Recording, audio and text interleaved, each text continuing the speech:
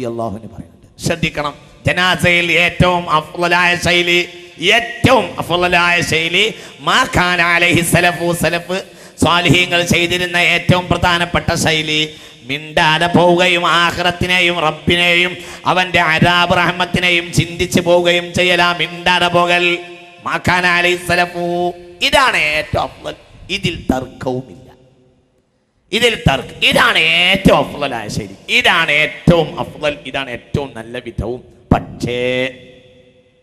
പക്ഷേ ഇമാം 1000 കൊല്ലം മുമ്പ് പറയുന്നുണ്ട്, ഇന്ന് ജനാസയിൽ സലഫ് സാലിഹീങ്ങൾ സഹാബികൾ അങ്ങനെയാണ് പോയിരുന്നത് എങ്കിലും ഇന്ന് ജനാസയിൽ പങ്കെടുക്കുന്ന അനവധി ആളുകളെ ഞാൻ കാണുന്നത്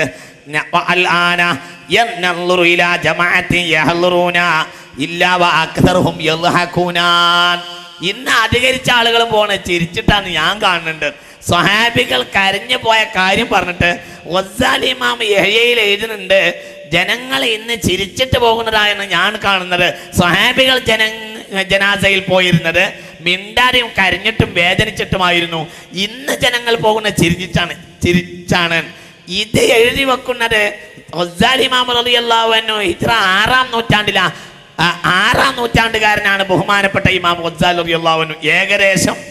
ഏകദേശം 8-9 നൂറ്റാണ്ടുകൾക്ക് മുമ്പാണ് ഇമാം ഗസാലി റളിയല്ലാഹു അൻഹു. അന്ന് വരെ ആളുകൾ ചിരിച്ചു പോകുന്ന അവസ്ഥയാണ് എങ്കിൽ ഇന്നത്തെ കാര്യം പറയണ്ട. വളരെ ചിന്തിക്കണം.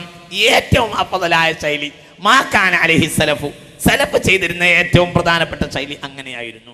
പക്ഷെ ഇന്ന് മനുഷ്യൻ അങ്ങനത്തെ ഒരു ശൈലി ഇല്ല. അതിന് മനുഷ്യനോട് കഴിയൂല. സ്വന്തം വാപ്പ മറിച്ചാലും അവന് വർത്താനം പറയണം.